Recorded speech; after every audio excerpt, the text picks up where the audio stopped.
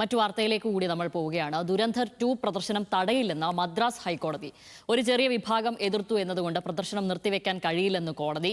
പൊതുതാൽപര്യ ഹർജി കോടതി തള്ളുകയാണ് ഉണ്ടായത്. ഷബ്ന ചേരുന്ന വിവരങ്ങളുമായി. ഷബ്ന, ചില വിഭാഗക്കാർ ഈ ദുരന്തർ 2-നെതിരെ നിലവിൽ അതൊരു പ്രൊപ്പഗാൻഡ എന്നൊക്കെ ആരോപിച്ചുകൊണ്ട് രംഗത്തെത്തിയിരുന്നു. പക്ഷേ അത് വിവാദങ്ങളെ മറികടന്ന് വലിയ കളക്ഷനാണ് നിലവിൽ പടം നേടിക്കൊണ്ടിരിക്കുന്നത്. കോടി ക്ലബ്ബുകളും കടന്ന് മുന്നേറുകയാണ്. ആദ്യ ഭാഗവും ഇങ്ങനെ തന്നെയായിരുന്നു. അതിൻ്റെ രണ്ടാം ഭാഗമാണല്ലോ നിലവിൽ ഉണ്ടായിരിക്കുന്നത്. എന്തായാലും നിലവിൽ പ്രദർശനം തടയില്ല എന്ന് കോടതി വ്യക്തമാക്കിയിരിക്കുന്നു. വിശദാംശങ്ങൾ.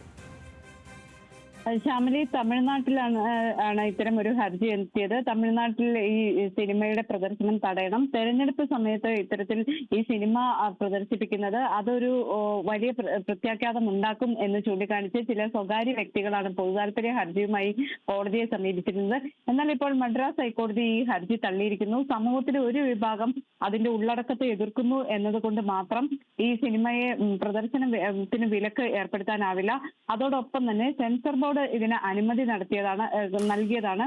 അതുകൊണ്ട് തന്നെ ഈ സിനിമയുടെ പ്രദർശനം തടയാനാവില്ല എന്ന് കോടതി വ്യക്തമാക്കി കഴിഞ്ഞിരിക്കുന്നു. ഈ നിയമസഭാ തെരഞ്ഞെടുപ്പിലെ ഫലം പ്രഖ്യാപിക്കുന്നത് വരെ തമിഴ്നാട്ടിൽ ഈ ചിത്രത്തിന്റെ പ്രദർശനം നിരോധിക്കണം എന്നതായിരുന്നു ആവശ്യം. അത് കോടതി ഏതായാലും തള്ളിക്കളയുകയാണ് ചെയ്തിട്ടുള്ളത്. പൊതുജനങ്ങളിൽ ഉണ്ടാക്കുന്ന ഒരു ആഘാതം വിദഗ്ധ സമിതി പരിഗണിച്ച് തന്നെയാണ് പ്രദർശനത്തിന് അനുമതി നൽകിയിട്ടുള്ളത്. ഈ ഒരു സാഹചര്യത്തിൽ സമൂഹത്തിലെ ഏതെങ്കിലും ഒരു വിഭാഗം ഇത്തരത്തിൽ വ്യത്യസ്തമായ കാഴ്ചപ്പാടുണ്ട് എന്ന് കരുതി ഈ സിനിമയുടെ പ്രദർശനത്തെ വിലക്ക് ഏർപ്പെടുത്താൻ പറ്റില്ല എന്ന് മദ്രാസ് ഹൈക്കോടതി വ്യക്തമാക്കിയിരിക്കുന്നു. ശരി, ഷബ്നയാണ് വിവരങ്ങൾ നൽകിയത്.